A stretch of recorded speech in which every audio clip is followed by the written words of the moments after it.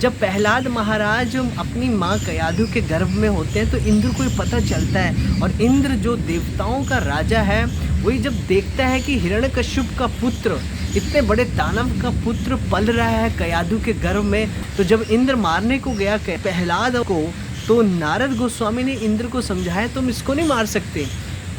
कयाधु के गर्भ में जो है वो महाभागवत है, वो भगवान के द्वारा रक्षित है, पोषित है, इसको मारने का सामर्थ्य इस ब्रह्मांड में किसी को नहीं है। इंद्र ने परिक्रमा की, माँ कयाधु की ओर चला गया।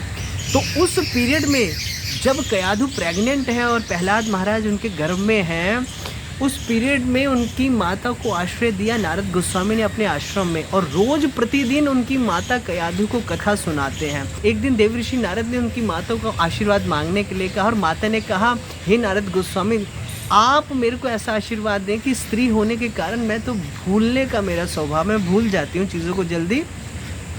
आप कृपा करके ऐसा आशीर्वाद दें कि जो आप सुना रहे मेरे पुत्र को याद रहे। मेरा पुत्र सुन तो रहा है पर उसको याद भी रहे। ये देखो कितना सुंदर आशीर्वाद है।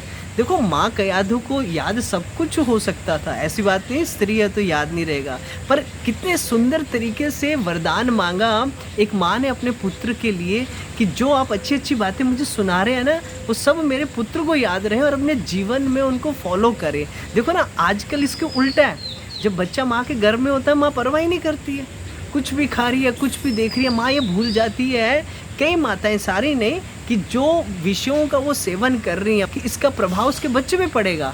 देखो ना ये तो बहुत स्थूल बात है कि माँ जो खा रही है वो तो अंदर जा रहा है, बच्चा वो खाएगा। माँ खट्टा खा रही है, मीठा खा रही है, चटपटा खा रही है, मिर्च वाला खा रही है, और सब बच्चा उसी को ग्रहण करेगा, बाहर से थोड़ी कुछ आएगा। जो मुंह में जा रहा है वो बच्चा उसी चीज़ से पलेगा। पर और भी सूक्ष्म बात यह है कि माँ जो सुन रही है, जो देख रही है, और माँ के माइंड में जो थॉट्स आ रहे हैं नेगेटिव पॉजिटिव, वो बच्चे पे असर करते हैं। कोई स्त्री ऐसी चीज़ देख रही है जिसमें बहुत ज़्यादा हिंसा है, बहुत ज़्यादा वल्गैरिटी है, तो जो नेगेटिव थॉट्स उसके माइंड में आ रहे हैं उसके बच्चे पे असर करेंगे वो।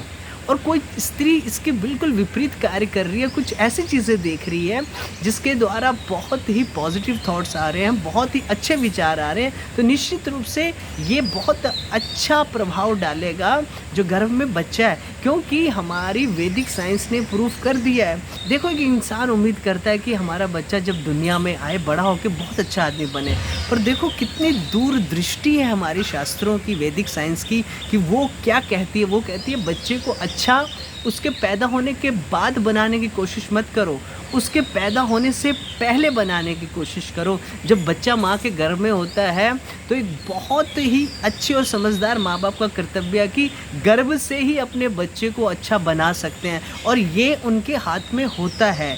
क्योंकि वो जो करेंगे, वो जो सोचेंगे, वो जो खाएंगे, उनके गर्भ में, उन माताओं के गर्भ में पल रहे बच्चे पर उसका सीधा प्रभाव होगा ही होगा।